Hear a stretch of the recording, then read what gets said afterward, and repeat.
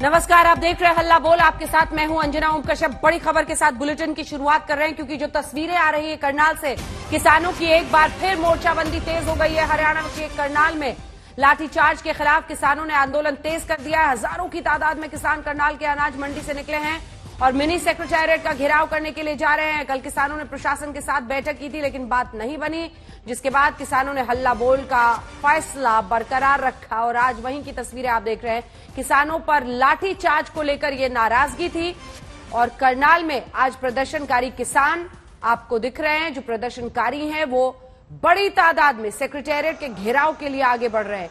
ये जो मार्च है इसकी तस्वीरें आप देख रहे हैं। प्रशासन ने हालांकि पूरी तरह से इलाके को घेरा है। आज धारा 144 भी लगाई गई थी लेकिन इन सब के बावजूद बातचीत से नतीजा नहीं निकला पुलिस के साथ और अब एक बार फिर से ये बड़ी तादाद में प्रदर्शनकारी किसान निकलते हुए सचिवालय की ओर, जहां वो सचिवालय को घेर कर अपना विरोध जताना चाहते हैं लाठीचार्ज पर।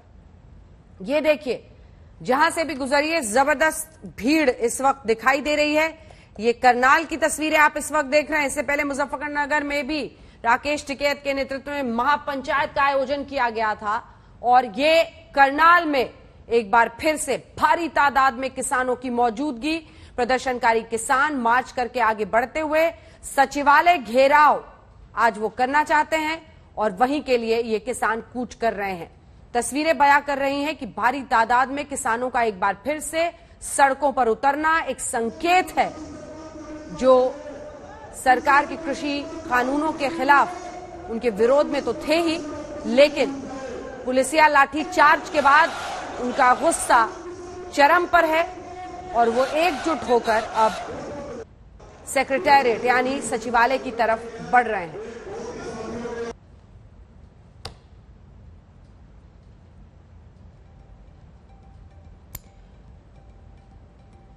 उत्तर प्रदेश से लेकर हरियाणा मुश्किलें बीजेपी की सरकार के लिए, क्योंकि विरोध प्रदर्शनकारी किसान सरकार के खिलाफ, प्रशासन के खिलाफ हल्ला बोल रहे हैं और आज जो उनका प्लान था लाठीचार्ज के विरोध मार्च का, वही आपको दिख रहा है इस वक्त जब वो करनाल में अपना गुस्सा दिखा रहे हैं।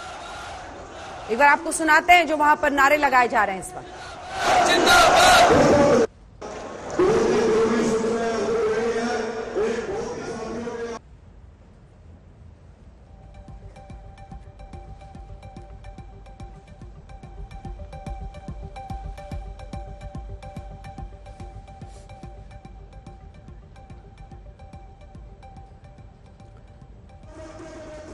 तो ये तस्वीरें आप करनाल की देख रहे हैं। भारी तादाद में वहां पर मौजूदगी है। सुधांशु त्रिवेदी जी हमारे साथ, सांसद, राष्ट्रीय प्रवक्ता भारतीय जनता पार्टी के जुड़ रहे हैं। अनुराग भदौरिया समाजवादी पार्टी के प्रवक्ता हमारे साथ जुड़ गए। पुष्पेंद्र जी किसान नेता के तौर पर हमारे साथ जुड़ रहे हैं। बीएसपी की तरफ से भी हमारे साथ युद्धवीर धर्मवीर चौधरी इस वक्त जुड़ रहे हैं। लेकिन सबसे पहले सुधांशु त्रिवेदी जी आपके पास आते हुए जरा तस्वीरें दिखाइए सुधांशु जी को।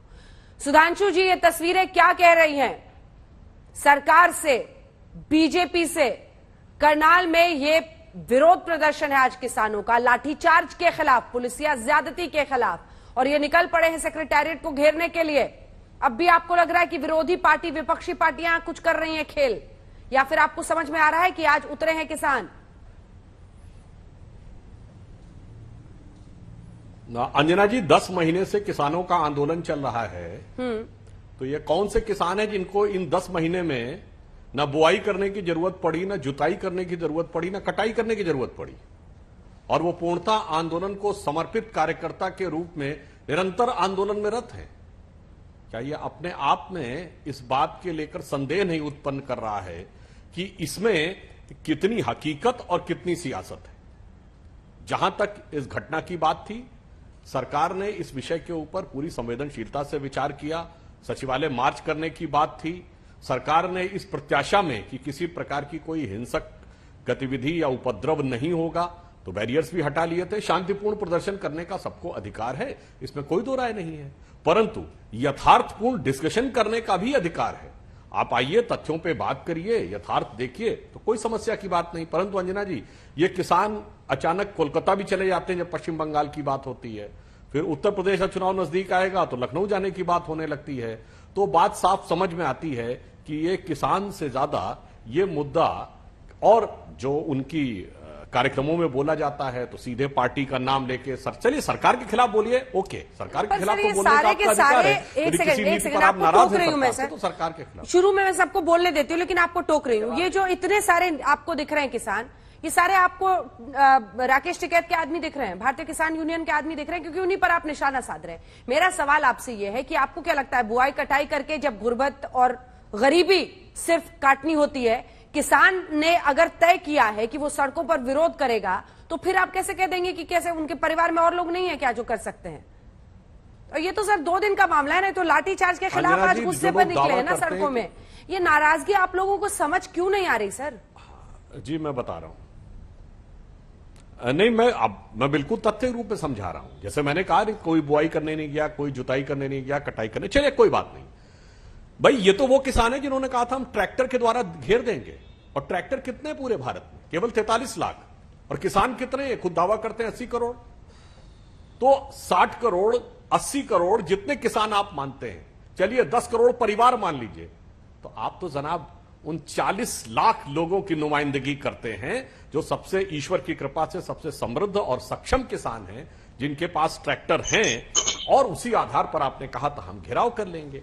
इसीलिए मैं पूछना चाहता हूं, चलिए हमारी बात को न मानिए, इनका कहना है भाजपा तो पूर्वाग्रहग्रस्त होकर बोल रही होगी, तो ये बताइए, अगर ये इतना ही खराब कानून है, समस्या है, तो जहां राज्यों में हमारी सरकारें नहीं हैं, राजस्थान में कितना आंदोलन है, महाराष्ट्र में कितना आंदोलन है, तेलंगाना में कितना आंदोलन है, आंध्र में कितना आंदोलन है, पश्चिम बंगाल में कितना आंदोलन है, तमिलनाडु में कितना आंदोलन है, और इनके परम आदरणीय, सम्माननीय, अभिनंदनीय और बाकियों के लिए निंदनीय राहुल गांधी जी जहां से सांसद हैं, केरल, वहां तो ये एमएसपी है ही नहीं, और वहां कितना आंदोलन है, बता दें। ठीक है, इसका जवाब देंगे। कांग्रेस पार्टी की तरफ से भी अभय दुबे जुड़ गए, लेकिन पुष्पेन जी को एक बार दिखाई, पुष्पेन जी को, सुधांशु जी। पुष्पेन जी, वो सीधा कह रहे हैं बुआई कटाई नहीं हो रही है क्या? अगर ये किसान है, सीधा बीजेपी का ये मांगना है कि ये एक चुनावी हथकंडा बन गया है, राजनीतिक हो चुका है ये पूरा का पूरा आंदोलन। पुष्पेन जी। नहीं, देखिए सुधांशु जी को खेती किसानी के विषय में लगता है ज्यादा कुछ पता नहीं है। धान की बुआई जो है जून में हो चुकी थी, और उसमें पानी वगैरह लगता रहता है, और वो उस तरीके से चलता रहता है, पहली बात। दूसरा ये है कि 14 करोड़ किसान परिवार इस देश में है, और 5 की औसत संख्या के परिवार के हिसाब से जो है लगभग 70 करोड़ की आबादी बनती है। और ट्रैक्टरों के माध्यम से जो आप कह रहे हैं कि ट्रैक्टर थे, ट्रैक्टरों से घेराव, अरे घेराव ट्रैक्टर नहीं करते हैं, घेराव व्यक्ति करते हैं, किसान करते हैं। और 14 करोड़ किसान और इनके परिवार यदि जिस दिन सड़क पर उतर जाएंगे, तो आपकी गद्दी हिंद महासागर में नजर आएगी, ये समझ लेना। उनमें से कुछ लोग यहाँ आए हैं मात्र, और उनकी बात भी आप सुनने का काम नहीं कर रहे हैं, लेकिन जो घर पे बैठे हुए हैं उनकी पूरी संवेदनाएं, पूरी भावनाएं इस आंदोलन के साथ जुड़ी हुई है। आप चाहते हैं कि सारे सड़कों पर उतर जाएं? आपकी दिल्ली में 1.5-2 करोड़ आदमी रहता है। अगर किसानों ने सारी तरफ से हाथ बांध करके भी चारों तरफ से दिल्ली को घेर दिया, तो सांस पानी हवा सब बंद हो जाएगी। आप चाहते हैं कि वो सारे सड़कों पर उतरे? तो ये चीजें आप ना कहें। बड़ा और वृहद आंदोलन है, इस तरह बड़ा आंदोलन कोई आजादी से लेके आज तक हुआ नहीं है कि 9 महीने तक वहां बैठे रहे, 600 से ज्यादा किसानों की जो है वहां पर शहीदी हो जाए, उसके बावजूद भी आप सुनने का काम नहीं कर रहे हैं। आप केवल कह रहे हैं कि राजनीति से प्रेरित है। अरे मैं बिल्कुल साफ तौर पे कह रहा हूं, ये राजनीति है आपको हटाने की अब, क्योंकि आप हमारे सेवक बन के आए थे। हमने आपको 300 सीटें दी थी कि आप जाइए और हमारे पक्ष की नीतियां बनाइए। आप हमारी सेवा नहीं कर रहे हैं, तो मालिक कहा कि उस सेवक को जो बाहर करे। इसमें तकलीफ क्या है? ये राष्ट्र नीति है, राष्ट्र धर्म है, और लोकतंत्र का आधार है। यदि सरकार लोगों की बात को ना माने, तो लोग उसको दी हुई ताकत को वापस छीन सकते हैं। जवाब दीजिए सुधांशु जी, वो सीधा कह रहे हैं अब कोई पर्दा नहीं है, वो कह रहे हैं हाँ राजनीति है आपको हटाने की, हिंद महासागर में आपका सिंहासन चला जाएगा अगर आपने नहीं समझा इस बार तो। हम इनकी बात का स्वागत करते हैं। आपने सीधा कहा, हम सीधा स्वीकार करते हैं। आप विपक्षी दलों के झंडे भी लगाए हुए हैं, कार्यक्रम भी कर रहे हैं, सीधे आप कह रहे हैं हटाना है। आपने कहा मोदी योगी को हटाना है, भाजपा को हराना है, तो फिर खुलेआम कहिए ना, ये संयुक्त विपक्ष का राजनीतिक मंच है। तब फिर बेचारे भोले भाले किसानों की आड़ लेने की क्यों कोशिश कर रहे हैं? और आपने कहा 14 करोड़ किसान हैं। अंजना जी, मैं याद दिलाना चाहता हूं, शायद कुछ कभी हो सकता है विस्मृत हो गया हो, ये कोविड की तीसरी लहर से पहले कांग्रेस ने एक मेमोरेंडम दिया था राष्ट्रपति को 10 करोड़ किसानों के सिग्नेचर के साथ। एक तो इनका गजब का नेटवर्क था कि पता नहीं कितने कम दिन के अंदर, 1-2 हफ्ते के अंदर 10 करोड़ किसानों के साइन करवा लिए थे। मगर याद करिए, उसी समय इन्होंने एक देशव्यापी बंद किया था और जिसका पूरे देश में कितना व्यापक असर हुआ था वो सब हम लोगों ने देखा था। इन्होंने कह दिया था कि उत्तर प्रदेश के केवल हम 3-4 जिलों को रखेंगे, उत्तराखंड को भी नहीं रखेंगे। और उसी दिन मुझे याद है, जिस दिन किसान मोर्चा ने देशव्यापी बंद का आह्वान किया था, उस दिन पश्चिम बंगाल में हमारे राष्ट्रीय अध्यक्ष जगत प्रकाश नड्डा जी का पूरा कार्यक्रम चल रहा था, रोड शो हो रहा था। तो बहुत साफ दिख रहा है। पुष्पेन जी, आपकी बात सही है, 14 करोड़ किसान हैं, आपके साथ कितने हैं आप ये बताइए ना। इसीलिए मैं पूछ रहा हूं, पंजाब, हरियाणा और पश्चिमी उत्तर प्रदेश के कुछ जिलों को छोड़कर, उत्तर प्रदेश के हम भी रहने वाले हैं, आप भी, 75 जिले उत्तर प्रदेश में, आप 15 जिलों का नाम बताइए जहां आंदोलन चल रहा हो। देखिए, मैं आपको बता चुका, सारे देश का किसान इस आंदोलन के साथ जुड़ा हुआ है, पहली बात। दूसरा यह है कि आप इस गलतफहमी को पालते रहिए कि इनके साथ कोई नहीं है। ये गलतफहमी यूपीए के समय में भी हो गई थी, अन्ना आंदोलन के समय हो गई थी, अगली बार 44 सीटें रह गई, कहां से कहां गिर गए और 10 साल से सत्ता से जो है बाहर हो गए। तो ये गलतफहमी आपके दिमाग में है, अच्छी बात है, बिल्कुल पालिए इसको। 2022 में आपको नतीजों का पता चल जाएगा, बंगाल में आपको पता चल चुका है। तो आपकी जहां जहां सरकारें हैं, जो है लोकतंत्र में हमारा जो है वोट देने का अधिकार है, वोट के माध्यम से आपको बनाया था, वोट के माध्यम से आपको समाप्त करने का काम कर देंगे। वहां पर एसडीएम को जो आदेश दिया गया और एसडीएम ने जो बात कही कि सिर फोड़ दो इनके, क्या लोकतंत्र, आप किस तरह का लोकतंत्र चला रहे हैं? तालिबानी लोकतंत्र चला रहे हैं क्या, कि किसी का भी सर फाड़ दो, शांतिपूर्ण बैठे हुए लोगों को जो के ऊपर लाठी चार्ज कर दो, पूरा खोपड़ी खुल गई है लोगों की, टांके आए 25-25 उनके सर में। इस तरह का लोकतंत्र आप अब मैं अन्य पार्टियों को भी शामिल करना चाहती हूँ। पुष्पेन जी, एक बार सुधांशु जी को ये तस्वीरें मैं दिखाना चाहती हूँ, तो फुल स्क्रीन तस्वीरें दिखाइए। हाँ सुधांशु जी, ये सब किसान नहीं है, ये किसान नहीं है। मैं सीधा प्रश्न कर रही हूँ सुधांशु जी। कब कहा कि किसान नहीं है ना? ये समृद्ध, हाँ, ये किसानों का एक वर्ग है, हाँ, जो कि इस व्यवस्था के लाभार्थी थे, उनके समर्थक हैं। किसानों के एक वर्ग को लाभ भी था, किसानों के एक वर्ग को, मेजॉरिटी वर्ग को इससे लाभ नहीं था। इसीलिए मैंने पूछा यदि ये किसान है अभी। अच्छा ये बताइए, पुष्पेन जी ने कहा कि हमें जानकारी नहीं है, जून में बुआई हुई थी, तो ये बताइए पिछले साल जून में बुआई हुई थी और ये तो आंदोलन चल रहा पिछले साल नवंबर से, तो इस जून में बुआई हुई, उसके बाद कटाई हुई, जुताई हुई, कब हुई भाई? 10 महीने में कुछ भी नहीं हुआ मान्यवर, 10 महीने में कुछ भी नहीं हुआ है। प्रोडक्शन का डाटा देख लीजिए, सब हुआ है। प्रोडक्शन का डाटा देख लीजिए, 31 करोड़ टन का जो खाद्यान्न का, हाँ यही तो मैं कह रहा हूँ, प्रोडक्शन रिकॉर्ड हुआ है, प्रोडक्शन रिकॉर्ड हुआ है जनाब, पूरे भारत में रिकॉर्ड प्रोडक्शन हुआ है, पूरे भारत में रिकॉर्ड प्रोडक्शन हुआ है। इसका मतलब किसान ने खेत में काम किया है, जो यहाँ दिख रहे हैं यहाँ होता तो रिकॉर्ड। हम खेत में भी काम करेंगे और हम आंदोलन भी कर रहे हैं, हम अपनी ड्यूटी से पीछे नहीं हट रहे, इस बात को समझ लीजिए आप। और हम वोट की मशीन में बटन दबा के भी अपना काम करेंगे, तीनों काम हम करेंगे पूरे।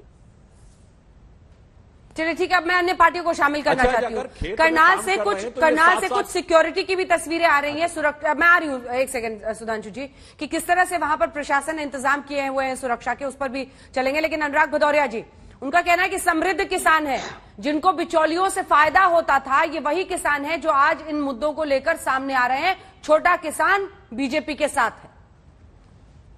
मुझे लगता है कि भारतीय जनता पार्टी की हालत शुतुरमुर्ग जैसी हो गई है, उन्हें वो तूफान नजर नहीं आ रहा है। अच्छी बात है नहीं नजर आए, अगर आप कोई किसान नजर नहीं आते हैं तो अच्छी बात है। यही किसान आपकी सरकार जो 2022 में चुनाव उत्तर प्रदेश में है ना, यही आपकी सरकार जो बोई हुई सरकार है उसको उखाड़ के फेंक देगी। ये वो किसान है जिसको आप मुख्य धारा से हटाना चाहते हो, ये वो किसान है। आंदोलन आज का नहीं है, जब जब किसानों पर अत्याचार हुआ आंदोलन हुआ है। 80 साल पीछे चले जाइए, 1927 में सहजानंद, स्वामी सहजानंद जी आपको याद होंगे, उन्होंने भी किसान आंदोलन शुरू किया था। उनका भी क्या था, उन्होंने बोला था ना, लठ हमारा अधिकार है, उनका ही नारा था अंग्रेजों के खिलाफ, मालगुजारी के खिलाफ, जो मालगुजारी इनको नहीं देते थे। कहते थे किसान का पहला हक है, अन्न पे पहला किसान का है, ये जिम्मेदारी हमारी आपकी बनती थी किसानों का सम्मान करना। तब अंग्रेजों का अत्याचार था, आप अंग्रेजों जैसा अत्याचार उनके किसानों के साथ कर रहे हो। ये आंदोलन, इसी तरह की तस्वीर आपको 1927 में 1936 में दिखाई पड़ी होगी, जब किसान आंदोलन पहली बार इतनी तेजी से स्वामी सहजानंद जी ने किया था और जिसमें समर्थन था पूरे देश का।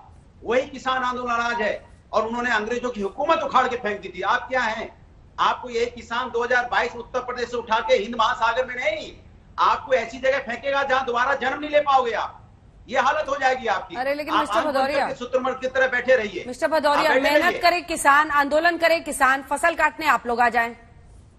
देखिए एक चीज अंजना जी आप समझ लीजिए, किसान हमेशा इस देश के राजनीति का हिस्सा रहा है। आप क्या चाहते हो? गांव का व्यक्ति राजनीति नहीं करे?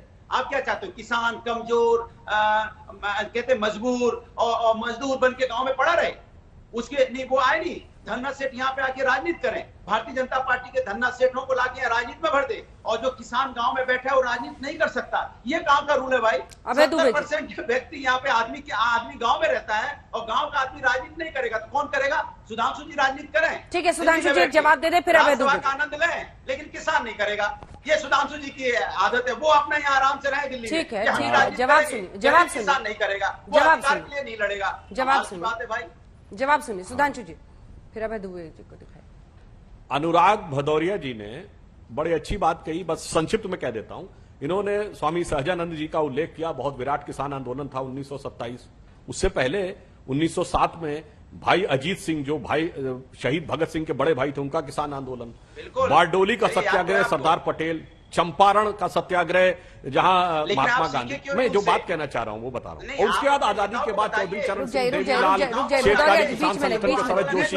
मगर मेरी बात तो पूरी बात तो सुनिए। अरे भदौरिया जी, मैं बोला नहीं था आपके बारे में, अपना संयम रखिए, अपने अपने टर्न पे बोलिए। मैं ये कहना चाहता हूं ये सब तो छोटे थे, क्योंकि इस आंदोलन के लिए तो कुछ विदेश की नृत्यांगनाओं ने और कुछ विशेष प्रकार की महिलाओं ने कहा greatest movement in the history of India. तो बाकी सबको तो छोटा कर दिया आपने, सहजानंद जी को तो छोटा कर दिया आपने। या आप कहिए यहां कि जिन लोगों ने ये कहा था ये बकवास है, वो सब आंदोलन बहुत महान आंदोलन थे। बोलिए यहां पे। मैं तो कह रहा हूं सहजानंद जी ने आंदोलन, किसान का सबसे पहला आंदोलन शुरू करने वाले व्यक्ति थे और उन्हें बताया था कि किसान का जमीन पे पहला हक है। हाँ तो कहिए ना, जिन्होंने ये कहा था कि ये भारत के इतिहास का सबसे बड़ा किसान आंदोलन है, यह बकवास था, उसकी हम निंदा करते हैं। मैं जो कह रहा हूं सुन लीजिए।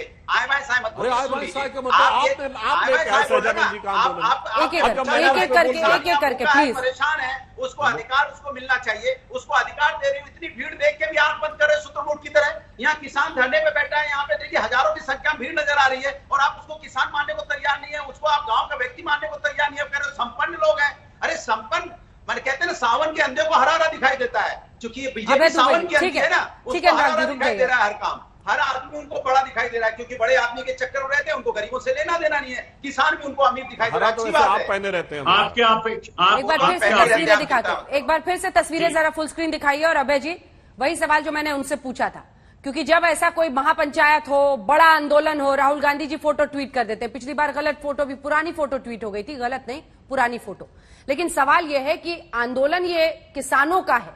बार बार सरकार का आरोप हो रहा है कि ये सियासी हो गया है। कल ही बैठकर एक किसान नेता ने कहा कि कांग्रेस इसकी फंडिंग कर रही है। सियासी है, और अगर किसानों का है तो आप लोग क्यों फसल काटने आ जाते हैं? अंजना जी, हम फसल काट रहे हैं? ये तो मोदी जी ने दो किसान, जिनको वो दो मानते हैं ना किसान, अडानी और अंबानी, उनको किसान की फड़ी फसल काटने का अधिकार इस कानून के तहत दे दिया। इसकी हम विरोध कर रहे हैं। सुधांशु जी के आंदोलन गिना रहे थे किसान के। अरे 2 अक्टूबर 1918 भूल गए? पश्चिमी उत्तर प्रदेश का किसान गन्ने की कीमत मांगने आया था सुधांशु त्रिवेदी जी, मार मार के लहू लुहान कर दिया विश्व हिंसा दिवस के दिन। अभी भी हमने देखा करनाल में कितनी बर्बरता पूर्वक मारा है। वो प्रशासनिक अधिकारी भारतीय जनता पार्टी की सत्ता की सरपरस्ती में कह रहा है मार मार के लहू लुहान कर देना, सिर फूटना चाहिए किसानों का। और यही सब तर्क तो देते थे 2014 में जब सत्ता में आए थे। वो रेड के बाद एक मोदी जी 3 अध्यादेश लेकर आए थे जमीन को हड़पने के, तब भी यही सारे आर्गूमेंट थे। मुझे एक प्रमाण दीजिए जो मोदी जी ने किसान के हक में आपने कोई काम किया हो। 3 अध्यादेश जमीन के लिए कराए, सुप्रीम कोर्ट में शपथ पत्र दे दिया कि 50% से ऊपर समर्थन मूल्य दिया तो मार्केट डिस्टॉर्ट हो जाएगा। प्रधानमंत्री जी 2016 में कहा कि विश्व की सबसे अच्छी फसल बीमा योजना लेकर आ रहा हूं। अरे पूछी ना प्रधानमंत्री जी से, गुजरात ने क्यों इनकार कर दिया उसको लागू करने से? इस साल फसल बीमा योजना गुजरात में लागू नहीं की गई क्योंकि 26,000 करोड़ रुपए का कंपनियों को सीधा सीधा मुआवजा हुआ, मुनाफा हुआ है। आपने 20,000 रुपए प्रति हेक्टेयर खेती की लागत बढ़ा दी कि नहीं बढ़ा दी? 32 रुपए डीजल में बढ़ गए, कीटनाशक में बढ़ गए, खाद में जीएसटी, अरे कॉम्प्लेक्स फर्टिलाइजर की तो सब्सिडी तक आपने विड्रॉ कर ली। शर्म नहीं आई किसानों का दमन करते हुए? और आज भी आप ये आर्गुमेंट, मुझे एक उदाहरण दीजिए, जब ये स्थगित है कानून तभी संभव हुआ ना कि मई के महीने में आपने दाल पर पुराना एसेंशियल कमोडिटी का कानून लगाकर दाल पे कैपिंग कर दी, 200 टन की बड़े व्यापारियों को और 5 टन की छोटे व्यापारियों को। और आज आपका राष्ट्रीय स्वयंसेवक संघ भी चिट्ठी लिख रहा है मोदी जी को कि 3 साल से जो दाल के इंपोर्ट पर रोक लगी थी, मोदी जी किन 2 पूंजीपतियों के कहने पर खोल दी? देश पूछना चाहता है आपसे। आप जवाब तो दीजिए प्रधानमंत्री जी, आप क्यों इतनी बर्बरता और निर्दयता किसानों के साथ कर रहे हैं? मुझे एक पूरे शो में प्रमाण दे दीजिएगा, इस कानून का फायदा गिना दीजिए, नहीं तो मैं पूरे शो में निरंतर आपको बताते रहूंगा कि क्या जो तस्वीर अभी दिखा रहे थे इससे पहले वो दिखाइए फुल स्क्रीन। आप देख रहे हैं वहां पर किस तादाद में लोग मौजूद हैं। पुलिस और प्रशासन भी उसी तादाद में मौजूद है। लेकिन ये जो स्थिति बन रही है करनाल की, अभय जी की भी बात का जवाब दीजिए, लेकिन स्थिति पर नजर रखकर भी जरा जवाब दीजिए। ये यूं ही नहीं हो रहा है, ये पिछले कई महीनों का एक कल्मिनेशन हम देख रहे हैं। सुधांशु जी। हाँ बिल्कुल, देखिए सरकार पूरी सतर्कता से, सजगता से और संवेदनशीलता से इस पे नजर रखे हुए। आज भी यदि उनको ईमानदारी से बात करनी है फैक्ट के आधार पे, तो हम बात करने के लिए तैयार हैं। हाँ, यह बात सही है कि 10 महीने का कल्मिनेशन है जिसमें नाना प्रकार के लोग, नाना प्रकार के दल, नाना प्रकार के चित्र विचित्र प्रकार की चीजें, आरोप प्रत्यारोप शब्द शामिल थे। तो ये उनको तय करना है कि आपको उसका कल्मिनेशन या परिणति कैसे करनी है। मगर हमारे मित्र अभय दुबे जी भी बड़े आक्रोश में बोले कि किसानों के साथ यह हुआ। अभय दुबे जी, किसानों का जलियांवाला बाग किसे कहा जाता है? भूल गए 1998 मध्य प्रदेश मुद्दई, जब एकमात्र बार ऐसी स्थिति जबकि पुलिस ने सीधे गोलियां किसानों की तरफ चलाई गोलियां। सरकारी आंकड़े ने माना कि 24 किसान मारे गए, और उस जमाने में तो पता नहीं कितने मारे गए थे। यानी सीधे किसानों की तरफ बंदूकों का मुंह करके फायरिंग हुई। किसकी सरकार थी भाई? बोलिए ना। दिग्विजय सिंह की सरकार, आपका ही राज्य मध्य प्रदेश, और आकर यहां पर आप ऐसा भाषण देते हैं। अब मैं आप इस पे आ रहा हूं वर्तमान में। अब नहीं, हम आप आके बता रहे हैं आप। अच्छा ये बताइए, जब आपने ये कहा कि स्वामीनाथन कमेटी की रिपोर्ट 10 साल तक दबा के कौन सरकार बैठी रही, हमने लागू किया आने के बाद किसान, ओहो आप अपने मैंने सिर्फ भारत के इतिहास यदि किसानों का जलियांवाला बाग कहा जाता है तो वो कांग्रेस ने किया। हाँ पूरा कर। अब मैं एक और बात आता हूं, अपने अपने टर्म पे बोलेंगे, अच्छा रहेगा, सबको बात समझ में आती। अब दूसरी बात मैं कहता हूं, 10 साल तक स्वामीनाथन आयोग की रिपोर्ट दबी रही, हमने आकर उसको लागू किया। आज देखिए एमएसपी में दुगनी वृद्धि हुई है, 66,000 करोड़ रुपए की खरीदारी हुई है, 2 करोड़ 42 लाख किसानों को लाभ मिला है, किसान सम्मान निधि दी गई है हमारी सरकार के द्वारा, और जो अन्य ग्रामीण इंफ्रास्ट्रक्चर है, गांवों में बिजली, सड़क, पानी पहुंचना, वो सब तो एक अलग विषय है। अगर ईमानदारी से काम किया है तो आप देखिए, इसीलिए पूरे भारत में हर राज्य में स्थिति अच्छी चल रही है, रिकॉर्ड उत्पादन हो रहा है, एमएसपी में रिकॉर्ड वृद्धि हो रही है, सारे किसानों को सब कुछ मिल रहा है। और जहां तक अरे सब ठीक है सर, तो सड़कों पर क्यों है ये लोग? कि खाद्यान्न के क्षेत्र में ये तस्वीरें आ रही है राकेश टिकैत जिनके बारे में आप बोल रहे थे नाम लिए बिना, वो दिख रहे हैं वहां पे। हाँ नहीं, वो तो अरे वो तो कल भी दिख रहे थे। ये बताइए वो कौन कौन से विषय नहीं लाए? अब विषयांतर में नहीं करना चाहता, वरना वो तो अल्लाह अकबर तक ले आए थे। क्या लेना देना है भाई? सांप्रदायिकता, दंगे, हर हर महादेव, अल्लाह अकबर, ये सबका किसान आंदोलन से क्या लेना देना है?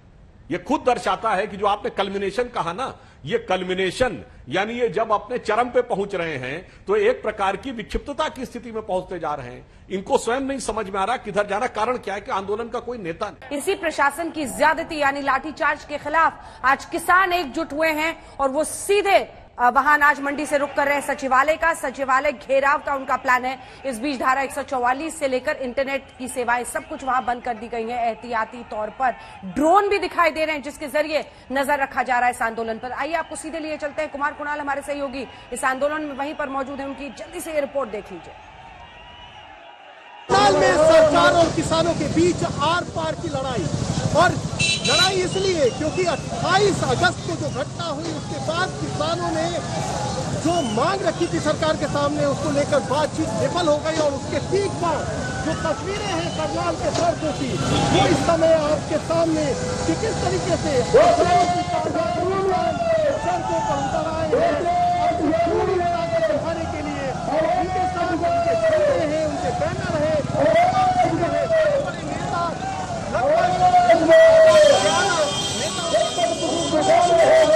लेकिन उसके बाद और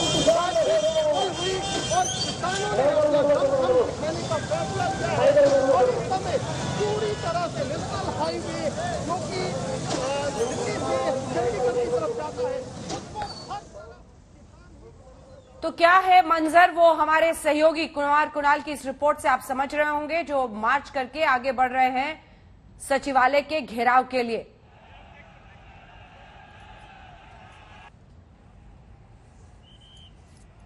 तमाम साथ मौजूद है जिनसे अब हम चर्चा को आगे लिए चलेंगे। पुष्पेंद्र जी, आप खुलकर अब कह तो रहे हैं, मुझे याद है एक वो वक्त भी था जब आपसे चर्चा हम लोग करते थे, तब पूछते थे कि पॉलिटिकल तो नहीं हो जाएगा, राजनेता तो नहीं घुसाएंगे इसमें, तब आप कहते थे कि नहीं, हम ये किसी को इस्तेमाल नहीं करने देंगे। लेकिन आज ऐसी नौबत आ गई है, इसके बाद मैं आ रही हूं धर्मवीर जी, आज ऐसी नौबत आ गई है कि आप सीना ठोक के कह रहे हैं कि हाँ ये राजनीति है, आपको हटाने की राजनीति है।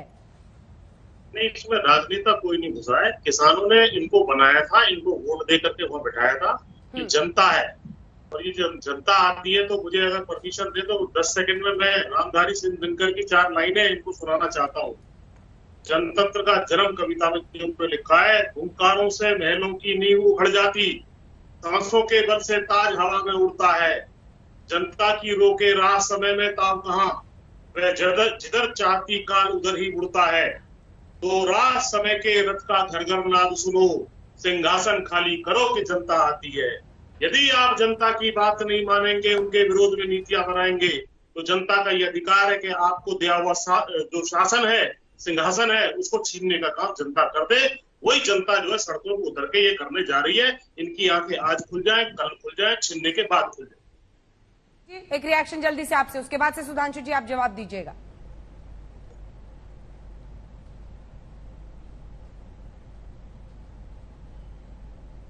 धर्मवीर जी,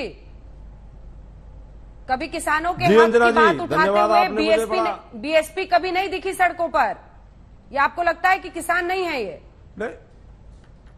नहीं, बीएसपी कभी सड़कों पर नहीं दिखी। आप रिकॉर्ड उठा के देखिए, 2007 से 12 में आदरणीय बहन कुमारी मायावती जी ने किसानों के गन्ने का मूल्य दुगना बढ़ाया था, 125 रुपए से 250 रुपए करने का काम किया था। और जो सरकारें, चुनी हुई सरकारें अगर धोखे से ये कहें कि हम आय दुगनी करेंगे, तो ये किसानों के साथ एक छलावा बीजेपी की सरकार ने किया, चाहे वो हरियाणा हो, उत्तर प्रदेश हो, पंजाब हो या देश के अन्य राज्य हो। आज किसान सड़कों पे उतरे हुए हैं। क्यों उतरे हुए हैं? जब चुनी हुई सरकारें किसानों के हक और अधिकारों पर कुठाराघात करें, तो बाबा साहब के वोट की ताकत से ये सरकार पर चोट करने का काम करेंगे। और आज उत्तर प्रदेश समेत पूरे देश में जो किसानों की हालत है, आज बिजली, पानी, खाद के रेट क्या है, लेकिन ये निकम्मी सरकारों ने किसानों की दुगनी आय, छोड़ दीजिए आप अंजना जी, जो बीजेपी के लोगों ने कहा था कि हम जो है किसानों के लिए ये योजना लाएंगे, वो योजना लाएंगे, कोई योजना किसानों के लिए सरकार नहीं लाई। अडानी अंबानी को आगे करके इन्होंने जो है किसानों की जमीनों पर अपनी बुरी नजरें डालने का काम किया है। और इस देश का अन्नदाता किसान अपनी जमीन को अपनी मां से भी ज्यादा प्यार करता है। वो अपनी जमीन नहीं देगा, अपनी फसल की लागत को पूंजीपतियों के हाथों में नहीं जाने देगा, वो जान दे देगा, लेकिन पीछे नहीं हटेगा। मैं सुधांशु त्रिवेदी जी बैठे हैं, पूरी जिम्मेदारी के साथ कह रहा हूं, या तो ये सरकारें तीनों कानूनों को वापस ले, नहीं तो इनके बुरे दिन आने वाले हैं और इनके तंबू उखड़ने वाले हैं। 2014 से अब तक जितने राज्यों में भी चुनाव हुए हैं, ये ज्यादातर चुनाव हारे हैं राज्यों में। अब उत्तर प्रदेश के साथ 5 राज्यों के चुनाव आने वाले हैं। ये किसान अन्नदाता बाबा साहब के वोट की ताकत से इन 5 राज्यों में भी इनको हराने का काम करेंगे। और जो बार बार कहा जा रहा है कि राजनीति हो रही है, तो क्या ये राजनीति सिर्फ बीजेपी वाले जानते हैं, दूसरी पार्टियां नहीं जानती, या इस देश का अन्नदाता नहीं जानता?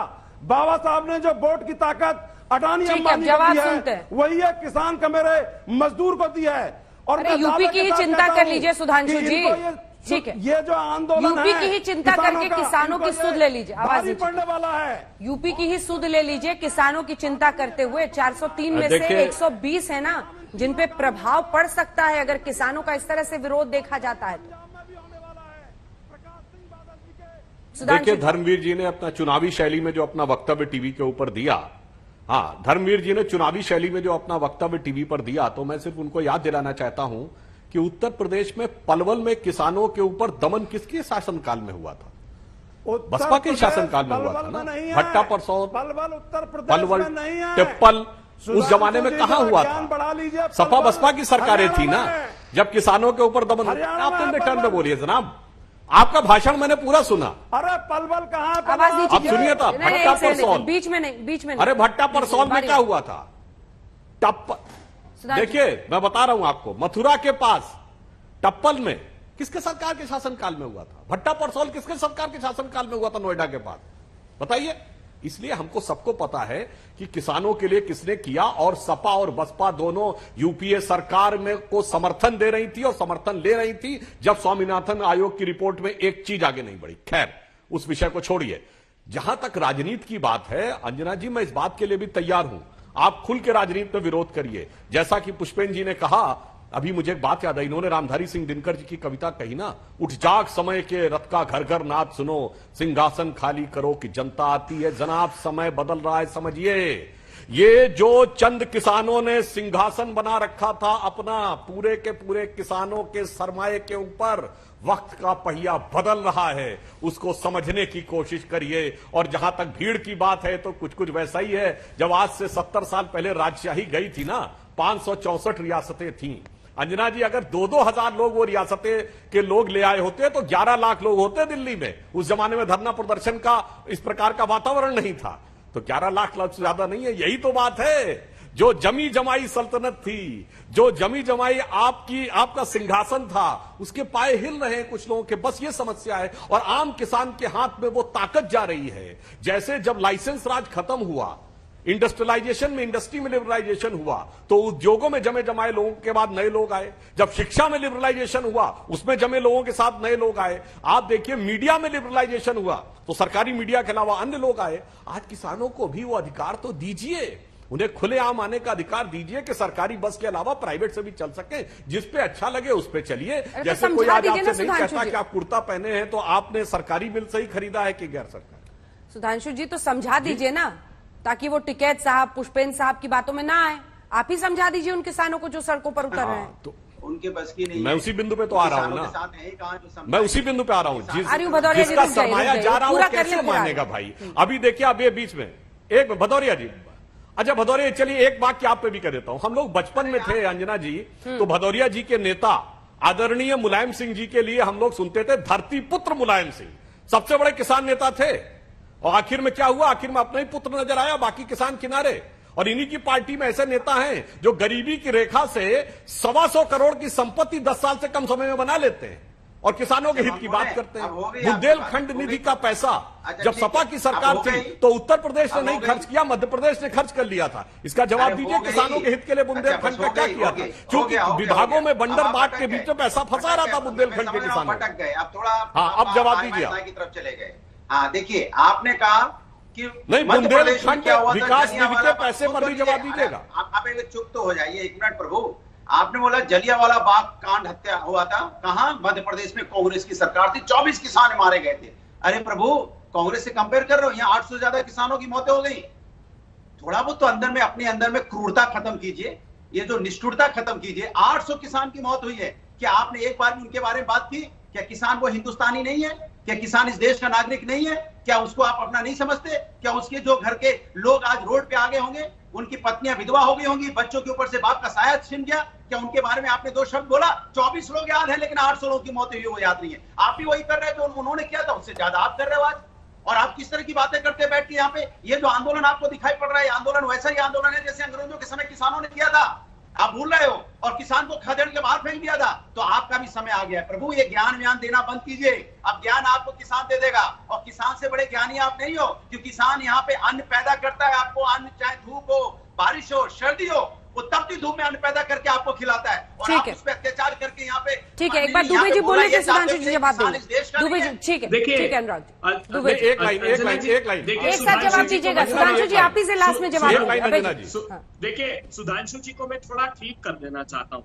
2016 का वो शपथ पत्र भूल गए मोदी जी ने जो सुप्रीम कोर्ट में दिया? शपथ पूर्वक मोदी जी ने कहा कि स्वामीनाथन कमीशन की सिफारिशें जनवरी 2014 कांग्रेस के शासन काल में 175 हूबहू इंप्लीमेंट कर दी गई। अब आइए उत्तर प्रदेश पे। अरे 10 रुपए उत्तर प्रदेश में गन्ने पर बढ़ाए, क्या कमिट करके आए थे कि 400 रुपए क्विंटल गन्ने का भाव कर देंगे हम सत्ता में आए तो। अभी चीफ सेक्रेटरी की अध्यक्षता में जो परामर्श, सुधांशु जी एक लाइन में सिर्फ जवाब देना कि 352 रुपए गन्ने का कम से कम करना। ठीक है, वक्त की कमी है सर, वक्त की कमी है, वक्त की कमी। सुधांशु जी जल्दी से बस एक लाइन बता देता हूं। अंजना जी, मैं बोलना चाहता था, अनुराग भदौरिया को यह भी नहीं पता है कि 98 की जो फायरिंग हुई थी उसका नेतृत्व जो कर रहा था सुनीलम उर्फ सुनील मिश्रा, वो समाजवादी पार्टी का एमएलए था, जिसके ऊपर कांग्रेस ने जेल में डाला था। आज ये कांग्रेसियों के पक्ष में आग खड़े हो गए। छोड़िए सर, पुरानी बात हो गई, अभी तो इसकी चिंता कीजिए जो। ठीक है।